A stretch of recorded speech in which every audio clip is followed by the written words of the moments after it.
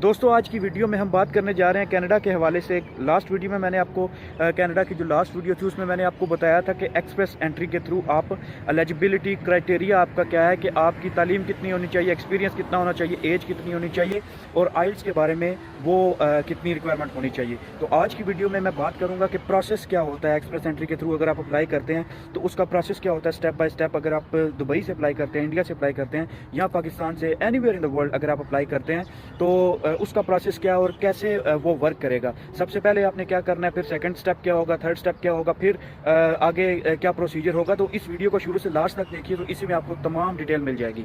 So keep in touch with the video. दोस्तों express entry का process शुरू करने से पहले आपको ये चीज़ें सबसे पहले नोट करनी चाहिए कि अपना एलिजिबिलिटी क्राइटेरिया आपको देखना चाहिए। मैं यहाँ पे आपको नीचे वेबसाइट का लिंक दे रहा हूँ, मेरी आप देख सकते हैं www.cic.gc.ca।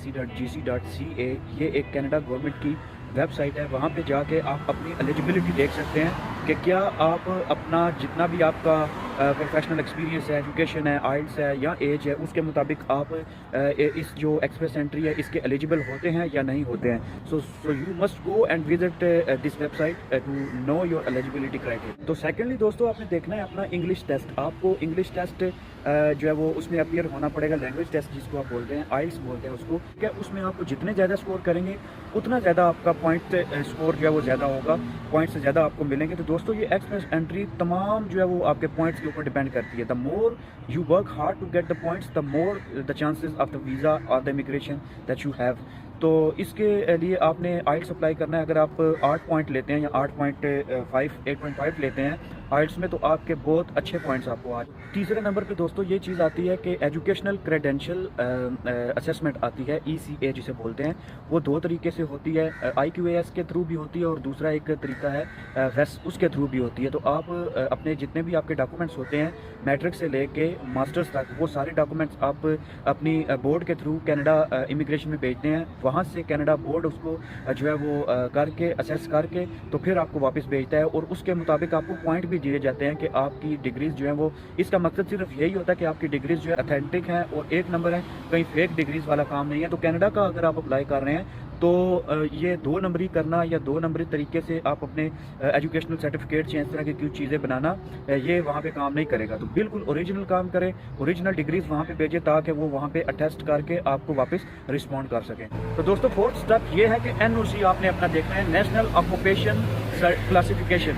ये आपका कनाडा की वेबसाइट के ऊपर आप जाएं, वहाँ एक्सप्रेस एंट्री के डिटेल में आपको अपना कोड मिल जाएगा। जिस एक्सपीरियंस में, जिस जॉब में आप काम करते रहे हैं उसी एक्सपीरियंस और जॉब के रिलेटेड आपको एक कोड होगा, वो कोड आपने अपने पास रखना है। अगर आपका मतलब फॉर एग्जांपल मैं आपको बताता हूँ कि अगर आप HR मैनेजर हैं या अगर आप असिस्टेंट मैनेजर हैं कहीं भी, तो आपका जो कोड होगा वो वहाँ पे लिखा होगा 0567, ठीक है, ये कोड होगा। अगर आप टेक्निकल फील्ड में हैं तो आपका कोड वहाँ पे होगा 7809, इस तरह का कुछ कोड होगा। तो वो कोड आपने अपना पहले डिटरमिन करना है वेबसाइट के ऊपर जाके।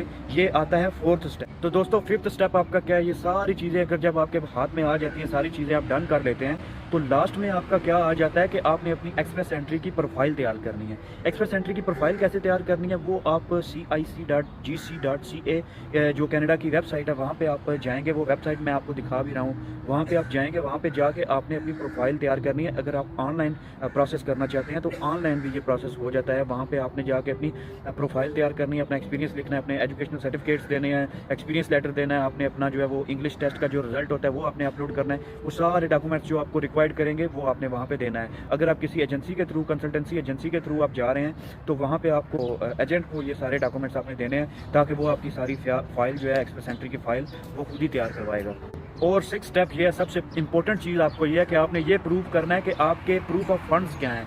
आपने ये आइडेंटिफाई करना है अपना कि आपको अगर $15,000 आपके अकाउंट में होने चाहिए या $20,000 आपके अकाउंट में होने चाहिए, कनेडियन डॉलर्स होने चाहिए।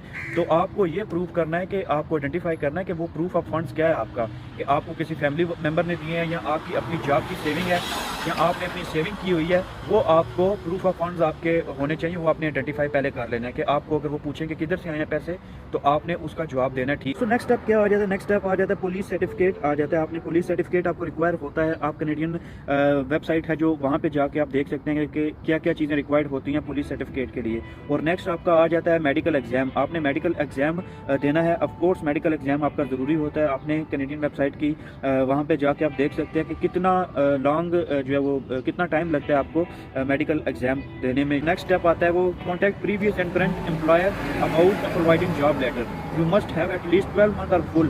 तो आपको अपना एक्सपीरियंस लेटर, आपको जितना भी आपका करंट एम्प्लॉयर है उससे आपने बात करनी है कि मुझे एक्सपीरियंस लेटर चाहिए, तो वो आपको एक्सपीरियंस लेटर देगा। तो आपको एटलीस्ट 1 साल का 12 महीने का आपका एक्सपीरियंस लेटर होना चाहिए। इससे कम अगर होगा तो वो जो है वो एक्सेप्टेबल नहीं है एक्सप्रेस एंट्री के थ्रू। तो एटलीस्ट 12 मंथ्स का एक्सपीरियंस आपका होना चाहिए। उसके बाद अकॉर्डिंग टू द प्रोसेस आपने देखना है कि कौन से सिटी में आपने रहना है, अल्बर्टा में रहना है, टोरंटो में रहना है या किस स्टेट के अंदर रहना है, आपने वो चीज़ आपने देखनी है। टोरंटो, ओंटारियो, अल्बर्टा, कैलगरी और इस तरह की जितनी भी स्टेट्स हैं वो आपने देखनी है किस जगह पे आपने रहना है। उसके बाद आपने job register for job bank, आपने अपनी जॉब बैंक के लिए रजिस्टर करना है ताकि वहाँ के अंदर जो भी एम्प्लॉयर होते हैं वो सर्च करते हैं कि कौन कौन बंदा एलिजिबल है और किस किस बंदे की उनको ज़रूरत होती है। वो जॉब बैंक के अंदर आपने अपने आप को रजिस्टर करवाना है। अपनी तमाम प्रोफाइल उसके अंदर आपने देनी है। वहाँ से आपको बताएंगे कि जो है वो आपने अपना तमाम बायोडाटा, जैसे जॉब के लिए अप्लाई करते हैं वैसे ही ये जॉब सर्टिफिकेट भी आपको इसको कह सकते हैं, जॉब बैंक कह सकते हैं इसको। तो वहाँ पे आपको मैसेज आ जाएगा। फिर आपको कम से कम 1200 पॉइंट्स होते हैं, 1200 पॉइंट्स होते हैं मैक्सिमम। उसमें से पॉइंट आपने लेने होते हैं, जिसके पॉइंट ज़्यादा होते हैं उसको वो इनवाइट करते हैं। तो फिर आपने अपना फाइनली वेट करना है इनविटेशन का कि जहाँ से भी आपको इनविटेशन आ जाए तो ठीक है। उसकी एप्लीकेशन फ़ीस जो है वो 550 ईच एप्लीकेंट है, ठीक है।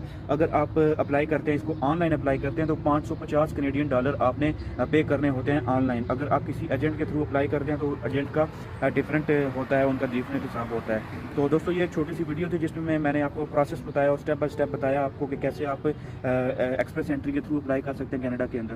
तो बहुत सारे लड़के मुझे पूछ रहे थे कि कौन सी एजेंसी जो है वो यूएई के अंदर बेस्ट एजेंसी है तो जिसके थ्रू हम अप्लाई कर सकते हैं। तो मैं नेक्स्ट वीडियो के अंदर कोशिश करूँगा मैं उस एजेंसी को कॉन्टैक्ट करने की कोशिश करूँ ताकि मेरे उस एजेंसी का मैं आपको कॉन्टैक्ट दे सकूँ और एड्रेस दे सकूँ, तो आप वहाँ पर जाके आप अपने आप को प्रोसेस स्टार्ट करवा सकते हैं। तो thank you very much for watching this video. If you like this video please Thums up for this video and comment below and share this video with your friends who are interested to go in Canada.